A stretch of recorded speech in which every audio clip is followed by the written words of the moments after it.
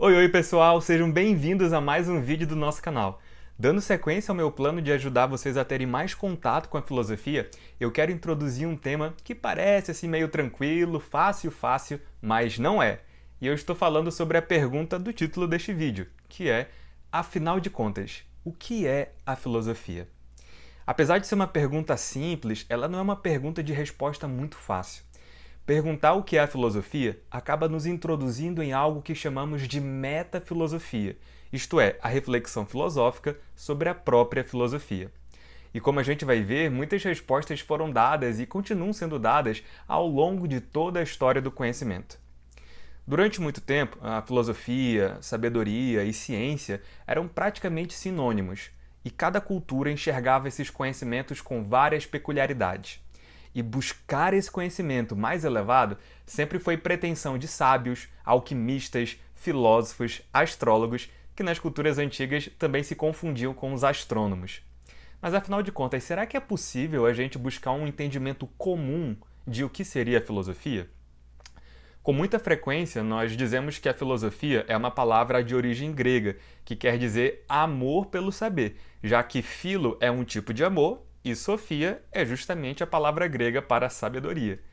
O problema com isso é que, mesmo que essa definição estivesse certa, ela ainda não explicaria muita coisa, porque quando a gente decompõe o conceito de filosofia nos conceitos de amor e conhecimento, nós basicamente empurramos a pergunta mais para frente, né, para outras questões, como por exemplo, como que é esse amor? E o que eu devo amar para ser considerado um filósofo ou amante da sabedoria? Seria qualquer tipo de conhecimento? Se hoje, por exemplo, eu amar estudar insetos, pode-se dizer que eu estou praticando a filosofia? Aliás, eu posso ir até além. Se eu não especificar exatamente do que se trata a filosofia, eu poderia pensar que se eu amar contar pedras na praia, isso também seria uma sabedoria, já que o conhecimento numérico de objetos particulares também é um conhecimento?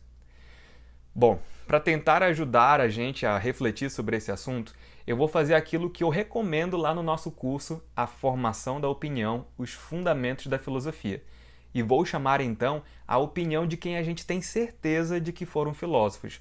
E assim, nós montaremos rapidamente um pequeno tabuleiro filosófico, como eu falo lá no curso. Entender o que as grandes mentes nos disseram sobre a sua própria área, com certeza já vai esclarecer bastante coisa. Talvez uma das primeiras discussões interessantes a respeito de o que é a filosofia apareça no diálogo platônico Eutidemo, em que Platão discute que a filosofia é o uso do saber em proveito do homem. Os personagens de Platão conversaram assim a respeito desse assunto. E tu, Clinhas, disse eu, lembra-me o ponto de onde então nos afastamos do assunto. Segundo creio, foi por aqui. Tínhamos acabado de concordar que é preciso cultivar o saber, não é? Sim, disse ele. E o cultivo do saber é a aquisição de uma ciência, não é assim? Disse eu. Sim, disse ele. Adquirindo, pois, que ciência? Afinal, estaríamos fazendo corretamente essa aquisição? Não se passa simplesmente isto, que é a ciência que nos dará proveito? Perfeitamente, disse ele. Então ser-nos-ia de algum proveito se, perambulando por toda parte, soubéssemos reconhecer onde na terra está enterrada a maior quantidade de ouro? Talvez, disse ele. Mas antes, disse eu, provamos cabalmente que de nada adiantaria se até mesmo sem trabalho e sem cavar a terra, todo o ouro do mundo se tornasse nosso, de modo que nem que tivéssemos a ciência de fazer das pedras pedras de ouro, tal ciência não seria de nenhum valor. Se com efeito não tivermos também uma ciência de como usar o ouro, ele pareceu ser de nenhum proveito.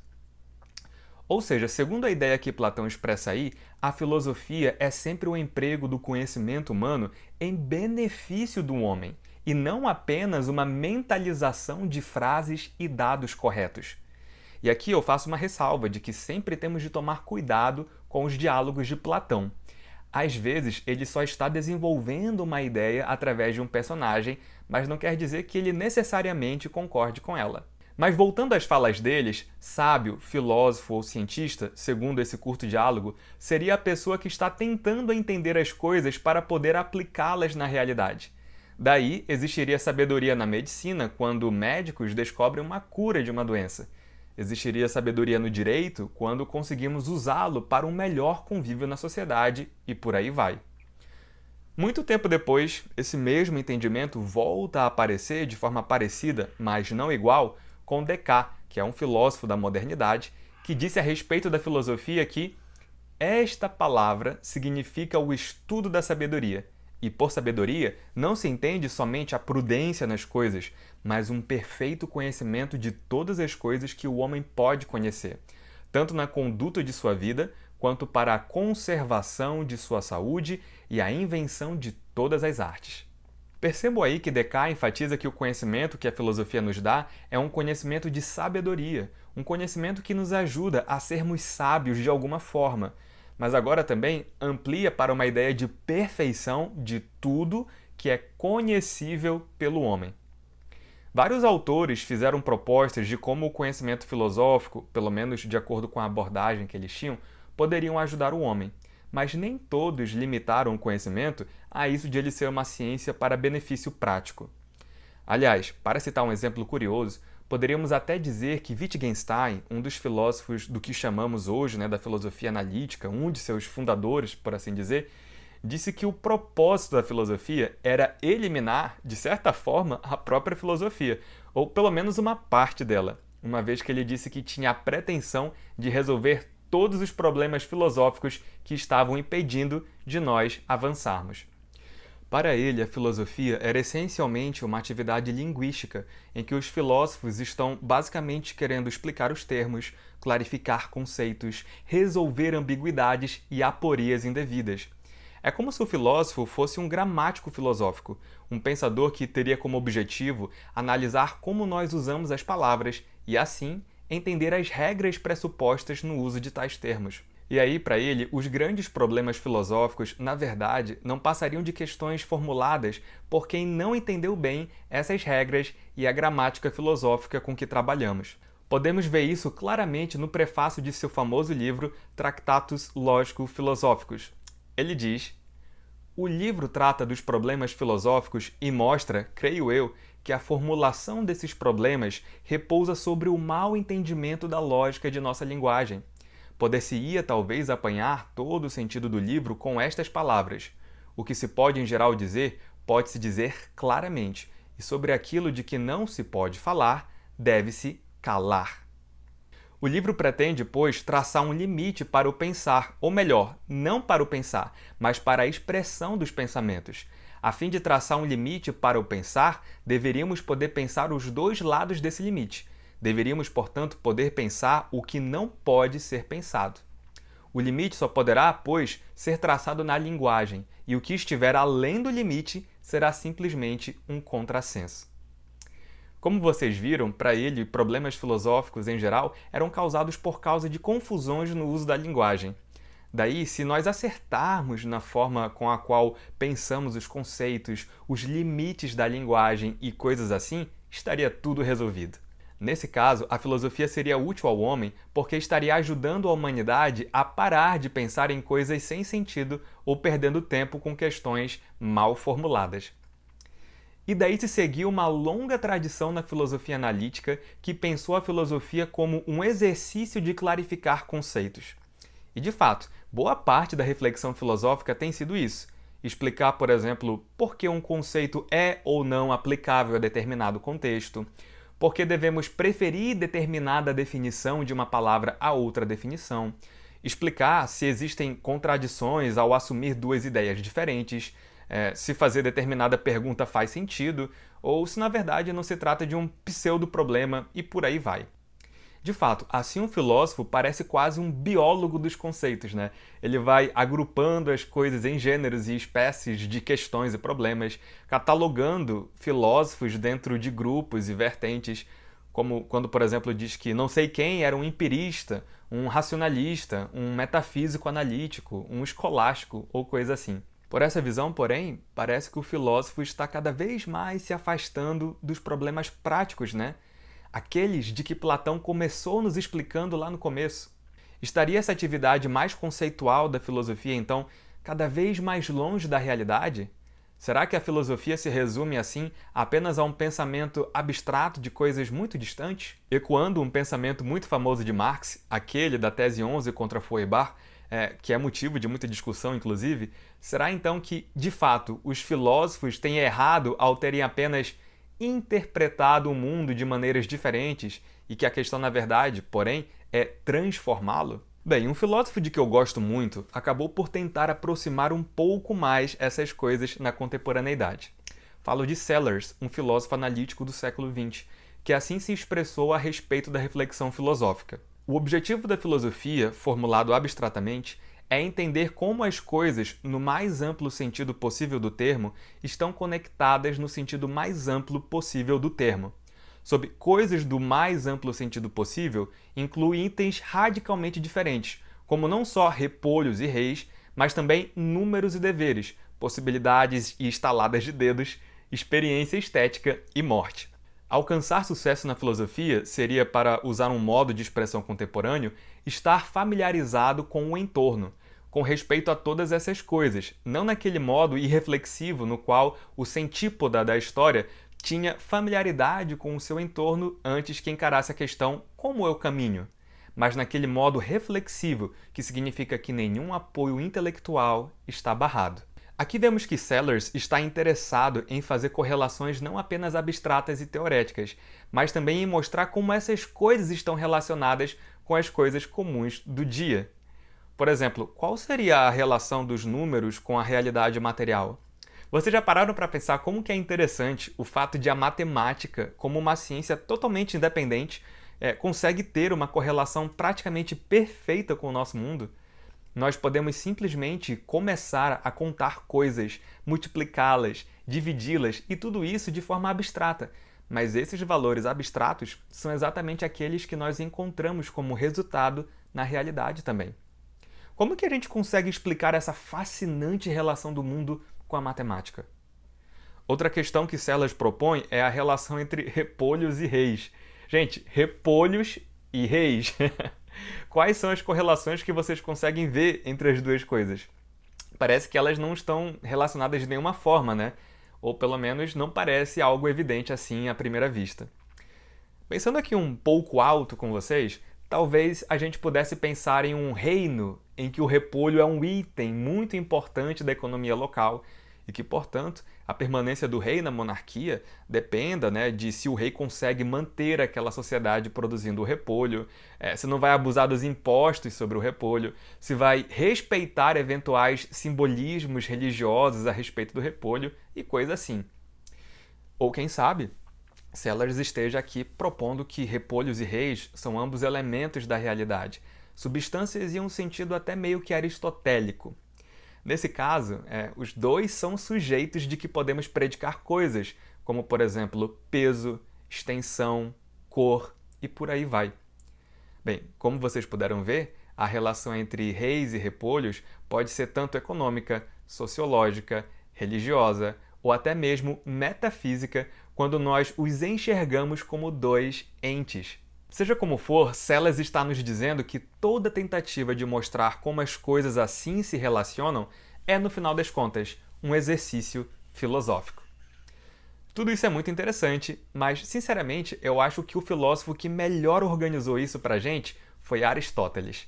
A visão aristotélica consegue, ao meu ver, harmonizar de uma vez só, essa questão da relação entre as coisas práticas e das mais abstratas. Claro, com isso eu não estou dizendo que os demais estejam errados, mas apenas falando que Aristóteles conseguiu sistematizar isso tudo de forma a dizer o papel de cada coisa na sabedoria. Ele se expressa assim no seu primeiro livro da obra Metafísica. Ademais, consideramos que nenhuma das sensações seja a sapiência.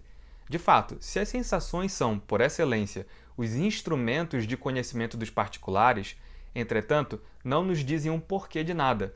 Não dizem, por exemplo, porque o fogo é quente, apenas assinalam o fato de ele ser quente. Portanto, é lógico que quem por primeiro descobriu alguma arte, superando os conhecimentos sensíveis comuns, tenha sido objeto de admiração dos homens, justamente enquanto sábio e superior aos outros, e não só pela utilidade de alguma de suas descobertas. E também é lógico que tendo sido descobertas numerosas artes, umas voltadas para as necessidades da vida e outras para o bem-estar, sempre tenham sido julgados mais sábios os descobridores destas do que os daquelas, porque seus conhecimentos não eram dirigidos ao útil. Daí resulta que, quando já se tinham constituído todas as artes desse tipo, passou-se a descoberta das ciências que visam nem ao prazer nem às necessidades da vida.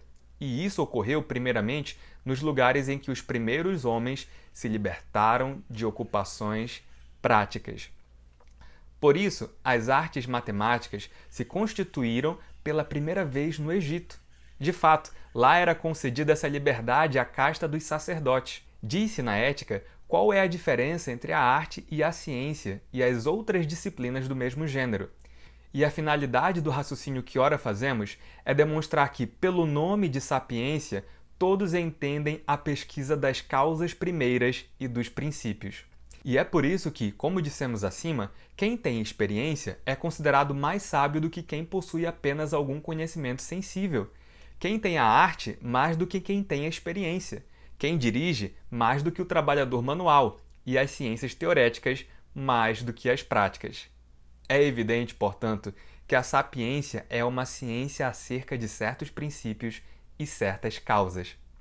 Percebam aí que Aristóteles mostra que existe filosofia e sabedoria nas duas coisas, tanto nas ciências práticas e nas de aplicação mais imediata, quanto nas mais teoréticas. Mas para ele, se nós formos pensar naquelas que são de caráter mais nobre, nós chegaremos à conclusão de que as teoréticas e de menor aplicação no dia a dia são aquelas mais importantes. Calma, eu sei.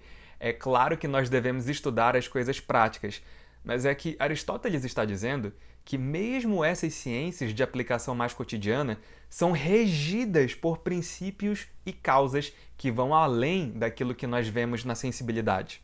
E se você quiser saber mais sobre a teoria das causas aristotélicas, nós também falamos sobre isso no meu curso A Formação da Opinião, os Fundamentos da Filosofia, sobre o qual você pode ler mais na descrição deste vídeo. Mas vamos lá, a arquitetura, por exemplo, tem a sua finalidade, né? Isto é, de projetar espaços para os homens. Mas ela é estruturada por uma ciência mais abstrata, mais anterior, que é a matemática. É com ela que os arquitetos conseguem fazer medições, pensar no material necessário para uma obra, projetar os cômodos e por aí vai. O estudo das leis, também, a exegese jurídica mais cotidiana, ajuda a entendermos como interpretar corretamente as leis e vivermos em sociedade. Mas essa ciência é regida previamente por questões muito mais amplas e genéricas, como, por exemplo, o que é a justiça? O que é fazer a coisa certa? Como nós devemos viver?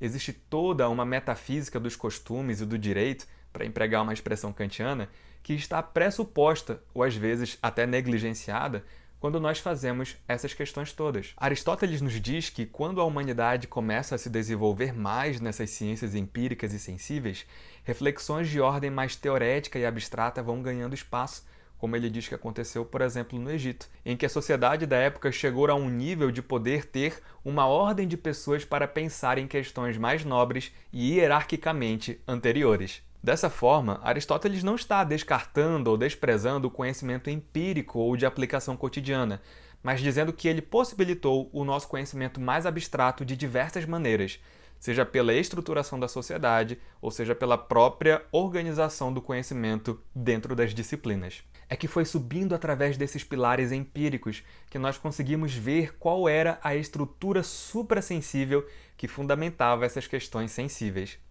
E quanto mais nós conseguimos ver o que está para além da realidade, mais significa que nós conseguimos compreender corretamente a própria realidade.